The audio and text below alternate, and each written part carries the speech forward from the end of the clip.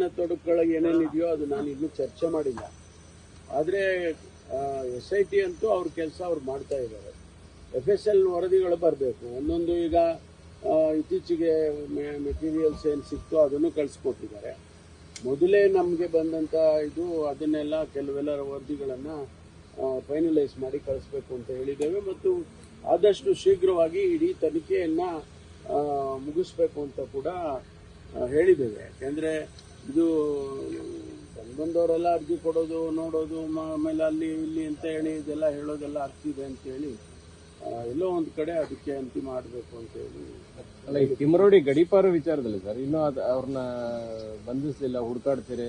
ಅವ್ರು ಕೋರ್ಟ್ಗೆ ಅರ್ಜಿ ಹಾಕೊಂಡು ಮೋಸ್ಟ್ಲಿ ಅವ್ರಿಗೆ ಏನಾದ್ರು ಅನುಕೂಲ ಮಾಡ್ಕೊಡೋ ಪ್ರಯತ್ನ ಆಗ್ತಾ ಇದೆ ಪೊಲೀಸರು. ಅದನ್ನ ಅನುಮಾನ ಬರ್ತಾ ಇದೆ. ಕಾನೂನು ಚೌಕಟ್ಟಿನಲ್ಲೇ ಮಾಡ್ಬೇಕಲ್ಲ, ನಾವೇನೇ ಮಾಡಿದ್ರು ಕಾನೂನು ಚೌಕಟ್ಟಿನಲ್ಲಿ ಮಾಡಬೇಕು. ಈ ಗಡೀಪಾರು ಮಾಡಿದ್ದಾರೆ, ಅದನ್ನ ಅವರು ಕೋರ್ಟಿಗೆ ಹಾಕೊಂಡಿದ್ದಾರೆ. ಅದೇನಾಗುತ್ತೆ ನೋಡೋಣ. ಆದರೆ ಅವರಿಗೆ ಕಾನೂನು ಪ್ರಕಾರ ಅವ್ರನ್ನ ಅರೆಸ್ಟ್ ಮಾಡೋದಾಗ್ಲಿ, ಅವ್ರ ಮೇಲೆ ಕ್ರಮ ತಗೊಳ್ಳೋದಾಗ್ಲಿ ಕಾನೂನು ಪ್ರಕಾರ ಮಾಡ್ತಾರೆ. ನಾವು ಸೂಚನೆ ಕೊಡೋಕ್ಕಾಗೋದಿಲ್ಲ. ಸರ್ಕಾರ SITಗೆ ಸೂಚನೆ ಕೊಡೋಕ್ಕಾಗೋದಿಲ್ಲ. ಅವ್ರೇನು ತೀರ್ಮಾನ ಮಾಡ್ತಾರೋ ಅಂತ ತೀರ್ಮಾನ. ಅಲ್ಲ ಸರ್, ಈಗ ಅವ್ರು ಬಂಧಿಸದೇ ಇದ್ರೆ ಸರ್ ಸರ್ಕಾರಕ್ಕೆ ಈಗ ನೀವು ಸೂಚನೆ ಕೊಡೋಕ್ಕಾಗಲ್ಲ. ಆದ್ರೆ ಅವ್ರು ಮಾಡದೇ ಇದ್ರೆ ಸರ್ಕಾರಕ್ಕೆ ಕೆಟ್ಟ ಹೆಸರಲ್ವಾ? ಈಗ ಸರ್ಕಾರ ಪ್ರಶ್ನೆ ಮಾಡ್ತಾರೆ. ಅದೇ ಇದ್ರೆ ಏನೋ ಪ್ರಶ್ನೆ ಬರಲ್ಲ. ಈಗ ಅವರು ಸಮಯ ನಾವು ನಾಳೆ ಮುಗಿಸ್ಬಿಡಿ ಅಥವಾ ನಾಡಿದ್ದು ಮುಗಿಸ್ಬಿಡಿ ಅಂತ ನಾವು ಹೇಳೋಕ್ಕಾಗಲ್ಲ. ಯಾಕೆಂದರೆ ಅವ್ರಿಗೆ ಮಾಹಿತಿಗಳು ಅವೆಲ್ಲ ಸಿಗಬೇಕಲ್ಲ. ಕನ್ಕ್ಲೂಡ್ ಮಾಡಬೇಕಾದ್ರೆ ಏನಾರು ಒಂದು ಮೆಟೀರಿಯಲ್ ಬೇಕಲ್ಲ. FSL ರಿಪೋರ್ಟ್ ಬರಬೇಕು ಅಥವಾ ಅಲ್ಲಿನ ವರದಿಗಳು ಫೈನಲೈಸ್ ಆಗಬೇಕು. ಅದೆಲ್ಲ ನೋಡಿಕೊಂಡು ಮಾಡ್ತಾರೆ.